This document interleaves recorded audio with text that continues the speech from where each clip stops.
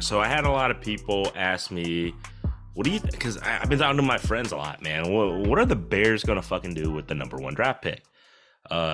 Trade down. As I've been a Bears fan since freaking 84, 85. I was like 4 or 5. I was 5 years old, guys. That's the last time we won the Super Bowl. I was 5 years old.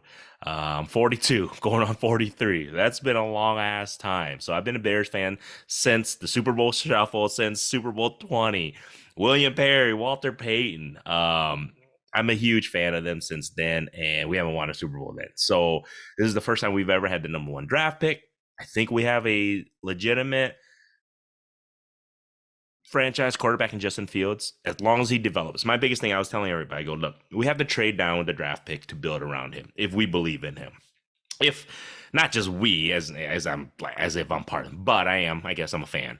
But I would say if the coaching staff and the GM truly believes in Justin Fields, you got to build around him, trade down.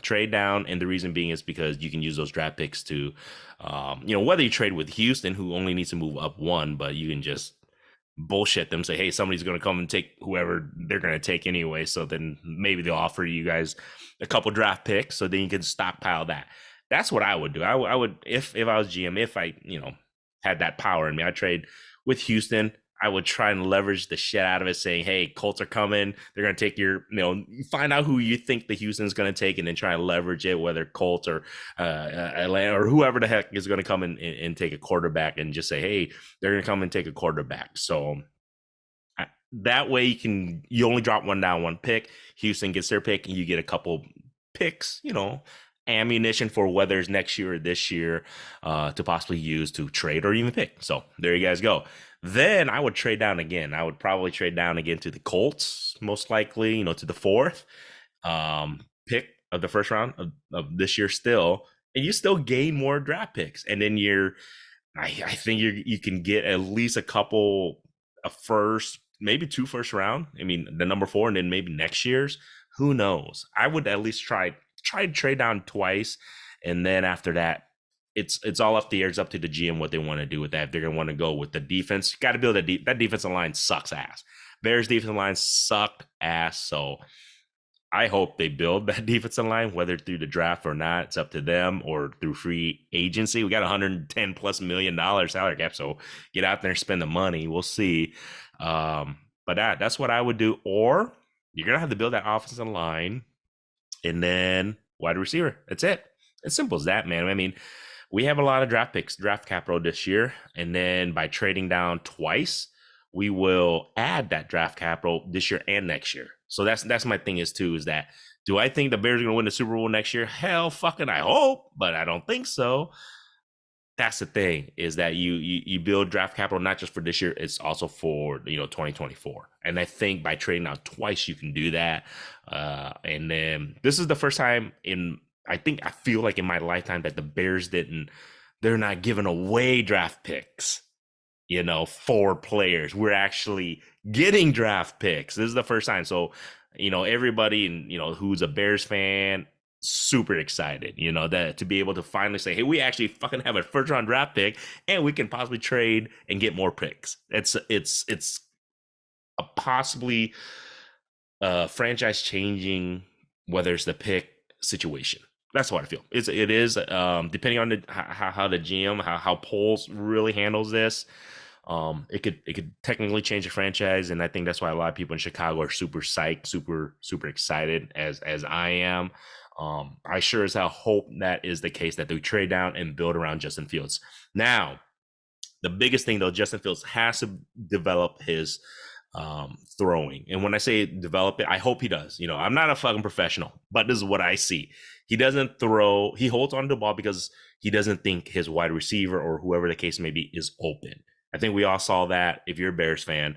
Too many times he took sacks and we were like, everybody just blamed the offensive line. He was holding the ball because the guy may not have been open, but you throw him open. And the one guy who does that really well, that fucking hate to admit, is freaking Aaron Rodgers. Aaron Rodgers, he was very accurate in the day. He's owned the Bears. Got to admit that bullshit. Hate that.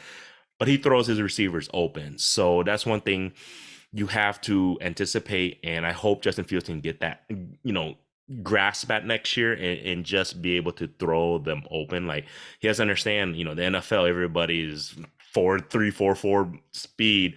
Everybody's gonna be locked up, and then when they do their breaks or their cuts on their routes, you just got to let it go and throw them open. And I hope that is the next progression that we see out of the Justin Field next year. And if we get him a better offensive line, a couple better receivers, we can see that happen. So I'm hoping that happens. I'm hoping, like I said, we rebuild the defense. I'm very excited to see what we do in the next couple months. To see the pro days of like CJ Stroud and see how they're gonna look.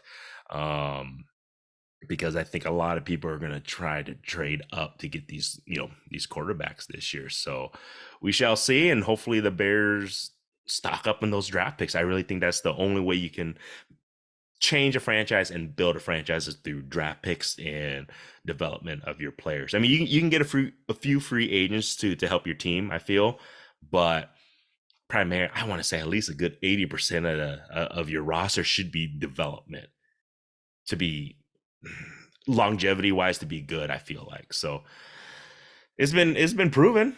You had the Patriots do that. They stockpiled all their draft picks. Belichick did that. You had the Cowboys back in the the late 80s, early 90s. They did that with Jimmy Johnson and everything. Draft picks. If you build through development, you can win. I mean, you look at even Kansas City in a sense. The Chiefs through development, through draft picks, and hopefully it's the blueprint that the Bears will take. And hopefully with this first round draft pick, which I'm excited to see if they can do that, we can change the franchise, and then we'll see. And it helps, I guess you could say, it'll help other teams like Houston, Colts. If they trade with us, they can get their quarterback and they can possibly develop. And then I'll buy those rookie quarterback cards. There you guys go, because I love sports cards. So what I'm going to do is I'll see who they trade for, and then that's an investment in those quarterbacks. So we shall see. Bryce Young, man, he's a stud.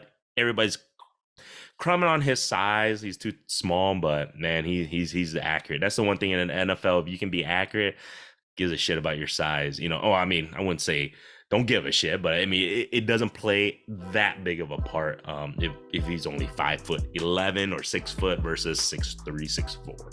So that's what I feel. If he's a gamer, you're a gamer, man. If you're a gamer, you're a gamer. And if in the quarterback position, if you're accurate, you can't pay enough for that. You can't train that. I feel like you can't teach that. You can't teach accuracy and be able to throw people open. That's something that I don't think you can really. Hopefully you can. I don't know.